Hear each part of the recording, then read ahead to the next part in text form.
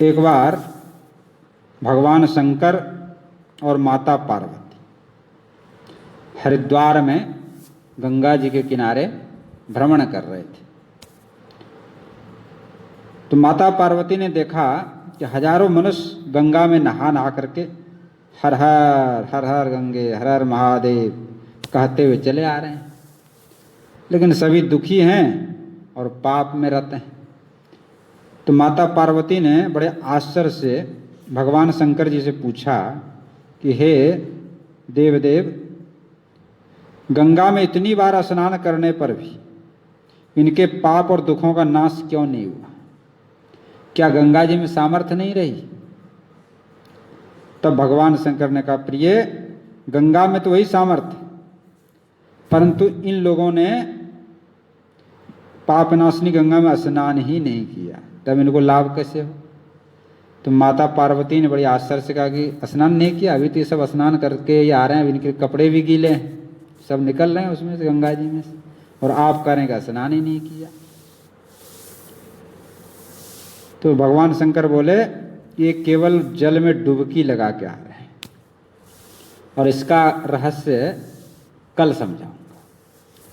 तो दूसरे दिन भगवान ने लीला रची, बड़ी जोर की बरसात होने लगी और जो गली थी, रास्ता था, सब कीचड़ से भर गया और पास में एक गड्ढा था, तो गड्ढा भी सब कीचड़ों से भर गया और भगवान शंकर लीला से एक वृद्ध रूप धारण करके जानबूझ के उस गड्ढे में जाके पड़ गए और जैसे कि कोई चलता फिरता आदमी गड्ढे में गिर गया और निकलने की कोशिश कर रहा हो, और पार्वती जी को वहीं गड्ढे के पास बैठा दिया। बोले कि तुम देखो, तुम लोगों को सुना सुना के यूँ पुकारती रहोगे, मेरे वृद्ध पति जो है अचानक गड्ढे में गिर गए हैं, कोई पुण्यात्मा आकर के इनको निकाल जाए, बड़ी कृपा होगी, मुझ दीनहीन की सहायता करें, ऐसा बोलती रहो। और बोले एक काम और करना, कोई भी निकालने के लिए आ जाए तो बोलना, देखो भाई, मेरे पति जो है सर्वथा निष्पाप है, इनको वही छुएं जिसने कभी पाप नहीं किया, और यदि निष्पाप हुए बिना यदि कोई छुएंगे तो जलते हुए भस्म हो जाएंगे। पार्वती जी बोले, ठीक है जी, ऐसा कर लेते हैं। अब पार्वती जी सुना सुना के लोगों को कहने लगे। अब गंगा जी में से नहा करके लोगों के दल आ रहे थे, तो और सुंदर युवती का रूप था पार्वती जी का, तो कई लोगों के मन में तो पाप आ गया, लेकिन लोक लज्जा से डर गए कि लोग क्या कहेंगे। कई लोगों को कुछ धर्म का भय हुआ, कुछ लोग कानून से डर गए, कुछ लोगों ने तो यहाँ तक कह दिया, अरे इस बुढ़े को छोड़ो, क्या इसके चक्कर में पड़े, मर जान दो, हमारे संग चले चलो, क्या बुढ़े के चक्कर में पड़ती है। मतलब सब तरह के लोगों ने सब तरह की बात कही। कुछ दयालु थे सज्जन, तो करुणावश होकर के युवती के पति को निकालने के लिए आए, लेकिन पार्वती जी ने वही कहा, भैया पहले विचार कर लो, आपने कोई पाप तो नहीं किया, यदि आप पाप रहित हों तब तो इनको आप छू सकते हैं, और यदि थोड़ा भी पाप रहा तो आप जल के भस्म हो जाओ। तो लोगों ने विचार किया, यार पाप तो कुछ न कुछ तो जरूर होगा, बिना पाप का तो कहाँ है। तो किसी की हिम्मत नहीं पड़ी, बोले कि इसको निकाले के हम ही मर जाएं। तो लोगों की हिम्मत नहीं पड़ी। इसी तरह से पूरा दिन निकल गया, सैकड़ों आए और चले गए, शाम का समय हो गया। तो शाम के समय में तब शंकर जी ने कहा, पार्वती देखो, कोई अभी तक तो आया, कोई गंगा नहाने वाला आया? थोड़ी देर बाद एक जवान आदमी हाथ में लोटा लिए हुए हर हर करता हुआ गंगा स्नान करके निकला। तो पार्वती जी ने वही उनसे वही बात कही। तो युवक का हृदय जो करुणा से भर आया, उसने शिव जी को निकालने की तैयारी की। तो पार्वती जी ने रोक के कहा, देखो भाई, यदि तुम सर्वथा निष्पाप नहीं हो गए तो मेरे पति को छूते ही जल जाओगे। तो उसने उसी क्षण बिना किसी संकोच के दृढ़ निश्चय के साथ पार्वती जी से कहा कि माता, निष्पाप होने मुझे कोई संदेह नहीं। आपको संदेह दिख रहा है? अरे मैं अभी गंगा नहा के आया हूँ, भला गंगा में गोता लगाने के बाद भी पाप रहते हैं? तो गंगा जी में स्नान करो तो पाप नष्ट हो जाता है। तो मैं निष्पाप हूं, तुम्हारे पति को निकालता हूं। ऐसा कह करके युवक ने लपक करके उस बूढ़े को ऊपर उठा लिया। भगवान शिव और पार्वती ने उसको अधिकारी समझ करके अपना असली स्वरूप प्रकट करके दर्शन दिया। तब शिव जी ने माता पार्वती से कहा कि इतने लोगों में से इस एक व्यक्ति ने वास्तव में गंगा स्नान किया है। कहने का तात्पर्य है कि जो लोग बिना श्रद्धा और विश्वास के केवल दंभ दिखाने के लिए, दूसरों को दिखाने के लिए नाम लेते हैं, तो उनको वास्तविक फल नहीं मिलता। लेकिन इसका अर्थ ये नहीं कि उसका नाम लेना व्यर्थ गया।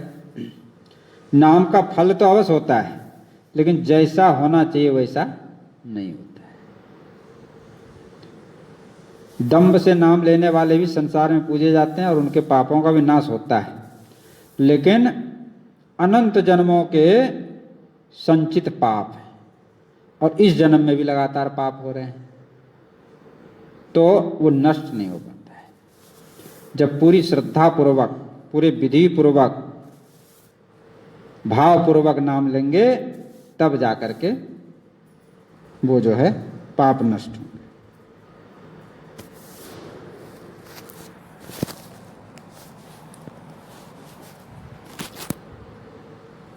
दूसरी बात बता रहे हैं, साधक का सकाम भाव। जैसे बहुत मूल्यवान वस्तु और बहुत सस्ते दाम में बेच दो। सिर में मामूली दर्द हो रहा है, उसको मिटाने के लिए राम नाम कहते हैं। 150 रुपये कमाई के लिए राम राम लेते हैं, परिक्रमा में बैठे रहते हैं, राम राम, राधे राधे राधे राधे राधे राधे गाओ, राधे राधे रटो, चले आएंगे बिहारी। वो कटोरा लेके 1-1 रुपया के लिए वो राधे राधे बोलते हैं। तो नाम को बेच दिया। मान बढ़ाई पाने के लिए बहुत से लोग राम राम करते हैं। बहुतों को संतान नहीं है, लड़का लड़की नहीं है, तो उसके लिए साधु संतों के पास अथवा भजन करते हैं कि संतान हो जाए। तो कहने का तात्पर्य क्या है? कहने का तात्पर्य है कि राम नाम रूपी जो कमाई है उसको लुटा देते हैं। जैसे चलनी है ना, चलनी में छेद होता है ना, उसमें पानी डालो, क्या होगा? रुकेगा ही नहीं, सब नीचे चला जाएगा। ऐसे ही राम नाम तो ले रहे हैं, लेकिन संसार की जो अनंत कामनाएं हैं, विकार हैं, वो छिद्र हैं, इसलिए राम नाम टिकता नहीं, निकल जाता है। तो इसलिए कामना और विकार से बच करके जब राम नाम लेंगे, तब जो है राम नाम का फल मिलेगा। प्यास लगी हुई है और पवित्र जल का झरना झर रहा है, ऐसे राम नाम का जो है झरना झर रहा है। लेकिन जो लोग जो है अंजलि बांध के जल ग्रहण करेंगे उनको तो मिल जाएगा, लेकिन चलनी कोई रख दे 1000 छेद वाली, तो उससे प्यास नहीं बुझेगी। ऐसे ही जो सकाम भाव से नाम लेते हैं, वो नाम के असली प्रभाव से वंचित रह जाते हैं। तो 2-3 बात हो गया। एक तो सर्वप्रथम लोग भगवान का नाम लेते ही नहीं, और लेते भी हैं तो सकाम भाव से, धन मिल जाए, संतान हो जाए, मान बढ़ाई हो जाए। लोगों में बड़े भगत जी हैं, हमेशा माला में ही हाथ दे के रखते हैं, बड़ा भजन करते हैं। पर कम्मा मैंने देखा है, पूरे झोला लटकाते हुए जाते हैं, हरे राम राम राम हरे। लोग कहेंगे बड़े भगतानी हैं, 7 कोस में परिक्रमा लगाते हैं रोज, और जब बड़ा नाम जप करते हैं। तो यदि मान प्रतिष्ठा के लिए कर रहे हैं, दूसरों को दिखाने के लिए, तो उसका फल नहीं मिलेगा। तो कहने का तात्पर्य है कि नियमानुसार नाम की महिमा अपार है, लेकिन नाम लेने से फल जब होगा जब उसको विधि पूर्वक। और रही भगवान का नाम तो कल वृक्ष के समान है, जो जैसी इच्छा करता है वो पूरा होता है। ऐसा नहीं कि नहीं होता है पूरा, पूरा तो सब चीज़ होगा, लेकिन आप घाटे में रह जाओगे। मतलब भजन जो है यही संसार में लग जाएगा। जो भी आपने भजन किया, यदि उसको संसार के लिए मांग लिया, शरीर के कष्ट के लिए, उसको कई घटनाएं ऐसे बताते हैं, बहुत सी घटनाएं, जो आदमी का भजन करने से ठीक हो जाता है। किसी को रोग ठीक हो गया, किसी की जो बीमारी दूर हो गई, किसी को धन प्राप्त हो गया, किसी की नौकरी लग गई। हनुमान जी गए, हनुमान चालीसा रोज पढ़ते हैं, सुंदरकांड का पाठ किया, काम हो गया। तो काम तो हो जाएगा, लेकिन वो भजन संसार में लग गया, भगवान की प्राप्ति के लिए नहीं लगा। तो सकाम कर्म की भी सिद्धि होती है और आगे चल के भगवान की भक्ति भी प्राप्त होती है।